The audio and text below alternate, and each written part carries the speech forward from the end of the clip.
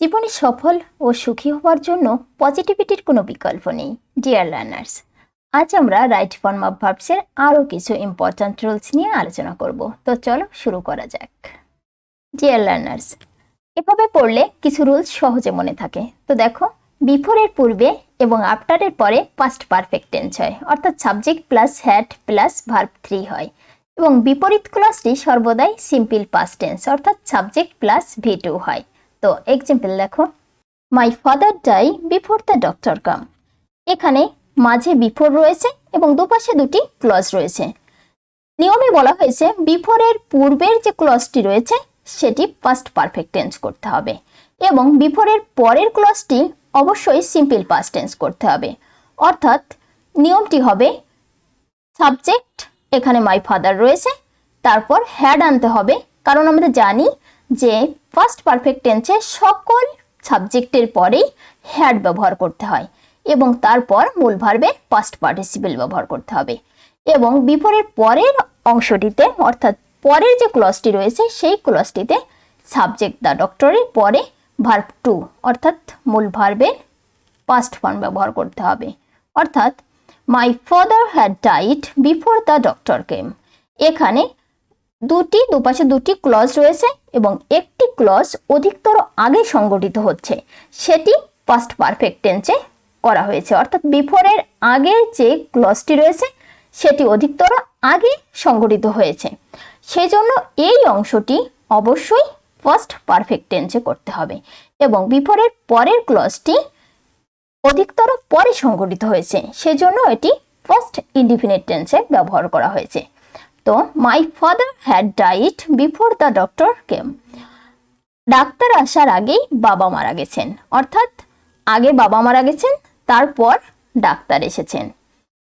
তো সহজে মনে রাখতে গেলে এখানে খেয়াল রাখবে বিফোরে পূর্বের অংশ ফার্স্ট পারফেক্ট টেন্স হবে এবং পরবর্তী অংশ ফার্স্ট ইনডিফিনিট টেন্সে হবে। Next, dear learners, same rule দিয়ে আমরা এখন আফটারের ব্যবহারটি শিখে নিব। তো দেখো, I do the work after my mother go. এখানে মাঝে রয়েছে আফটার এবং দুপাশে দুটি ক্লজ রয়েছে।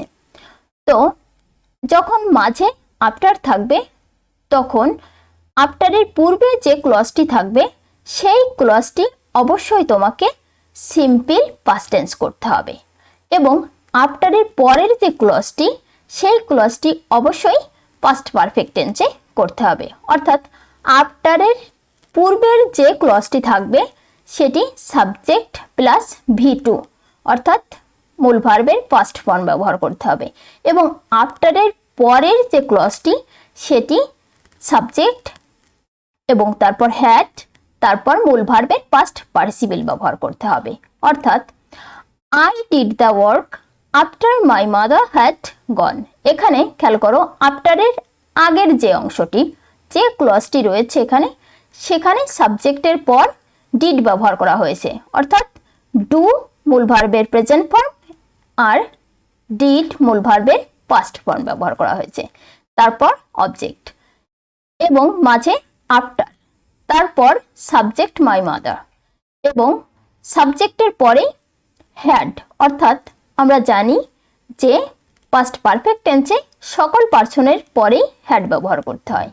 তারপর মূল ভার্বের পাস্ট পার্টিসিপল অর্থাৎ গো, ওয়েন্ট, গন। এই গন অবশ্যই মূল ভার্বের পাস্ট পার্টিসিপল। অর্থাৎ I did the work after my mother had gone. মা চলে যাওয়ার পর আমি কাজটা করেছিলাম। অর্থাৎ এখানে দুইটা কাজ, একটা কাজ অধিকতর আগে এবং একটি কাজ অধিকতর পরে। তো এখানে আফটারের পরের যে অংশটি তোমাকে অবশ্যই সেটি পাস্ট পারফেক্ট টেন্সে করতে হবে এবং আফটারের আগের যে অংশ সেটি অবশ্যই সিম্পল পাস্ট টেন্সে করতে হবে। অর্থাৎ সহজে মনে রাখতে গেলে বিফোরের পূর্বে এবং আফটারের পরে পাস্ট পারফেক্ট টেন্স হয়। নেক্সট, আফটার অর বিফোর এর পরেই ভার্ব থাকলে তার সাথে আইএনজি যোগ করতে হয়। এক্সাম্পল দেখো, after or before read the book I shall go to college. এখানে প্রথমেই আফটার অথবা বিফোর যাই থাকুক, এরপরে যে ভার্বটি থাকবে তার সঙ্গে আইএনজি যুক্ত করতে হবে, কারণ আফটার এবং বিফোর দুটি প্রিপোজিশন, এবং আমরা জানি সকল প্রিপোজিশনের পরে ভার্বের সাথে আইএনজি যুক্ত করতে হয়। শুধুমাত্র টু প্রিপোজিশনের পরে ভার্ব অন হয়। যেহেতু এখানে আফটার এবং বিফোর প্রিপোজিশন, সেহেতু এই প্রিপোজিশনের পরে যে ভার্বটি থাকবে তার সঙ্গে আইএনজি যুক্ত করতে হবে। অর্থাৎ after or before reading the book I shall go to college. এখানে যদি তুমি এভাবে বলো, after reading the book I shall go to college, বই পড়ার পরে আমি কলেজে যাব, সেটিও কারেক্ট। আবার before reading the book I shall go to college, বই পড়ার পূর্বে আমি কলেজে যাব, সেটিও কারেক্ট। মনে রাখার বিষয়, আফটার বা বিফোরের পরে যদি কোনো ভার্ব থাকে তাহলে সেই ভার্বের সঙ্গে আইএনজি যুক্ত করতে হবে। নেক্সট, কোনো সেন্টেন্সে it is time, it is high time, it is proper time, wish, fancy etcetera থাকলে পরবর্তী যে ক্লজটি থাকবে সেখানে সাবজেক্ট প্লাস V2 অর্থাৎ মূল ভার্বের পাস্ট ফর্ম হয়। এক্সাম্পল লেখো, ক্লিয়ার হবে। It is high time we change our bad habits. এখানে ইট ইজ হাই টাইম এটাই হয় উপযুক্ত সময়, এবং যখনই কোনো সেন্টেন্সে এই it is high time, it is proper time, এরকম উইশ, ফ্যান্সি ইত্যাদি থাকবে, এর পরবর্তী যে সাবজেক্ট থাকবে সেই সাবজেক্টের পর অবশ্যই তোমাকে মূল ভার্বের পাস্ট ফর্ম অর্থাৎ সিম্পল পাস্ট টেন্স ব্যবহার করতে হবে। তো দেখো, it is high time we changed our bad habits, এখানে সাবজেক্টের পর মূল ভার্বের পাস্ট ফর্ম ব্যবহার করা হয়েছে, অর্থাৎ আমাদের খারাপ অভ্যাস পরিবর্তন করার এটাই উপযুক্ত সময়। নেক্সট, কোনো সেন্টেন্সে it is time, it is high time, it is proper time, wish, fancy etcetera থাকলে এরপরে যদি কোনো সাবজেক্ট না থেকে শুধুমাত্র টু থাকে তাহলে অবশ্যই টু এর পরে ভার্ব অন হয়। এক্সাম্পল লেখো, ক্লিয়ার হবে।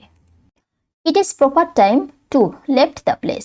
এখানে ইট ইজ প্রপার টাইমের পরে কোনো সাবজেক্ট নাই, শুধুমাত্র টু প্রিপোজিশনটি রয়েছে, এবং যখন এরকম ইট ইজ প্রপার টাইমের পর টু থাকবে তারপর অবশ্যই তোমাকে V1 অর্থাৎ মূল ভার্বের প্রেজেন্ট ফর্ম আনতে হবে। অর্থাৎ it is proper time to leave the place, স্থান ত্যাগ করার এটাই উপযুক্ত সময়। নেক্সট, কোনো সেন্টেন্সে it is time, it is high time, it is proper time, wish, fancy etcetera থাকলে এরপর যদি for plus personal object plus to থাকে তাহলে এরপর যে ভার্বটি থাকবে সেই ভার্বটির অবশ্যই ভার্ব অন হতে হবে। তো এক্সাম্পল দেখো, it was proper time for me to did the work. এখানে ইট ওয়াজ প্রপার টাইম অথবা it is proper time, nothing matter, এরপর ফর রয়েছে একটি প্রিপোজিশন এবং এরপর পার্সোনাল অবজেক্ট মি, তারপর টু প্রিপোজিশন রয়েছে। তো এই টু এর আগে যাই থাকুক, এই টু এর পর তোমাকে অবশ্যই ভার্ব অন আনতে হবে।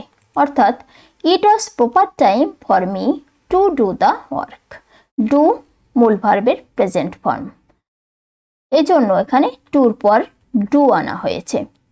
অর্থাৎ এটা আমার জন্য কাজ করার উপযুক্ত সময় ছিল। ডিয়ার লার্নার্স, আজ এ পর্যন্ত। Thank you very much.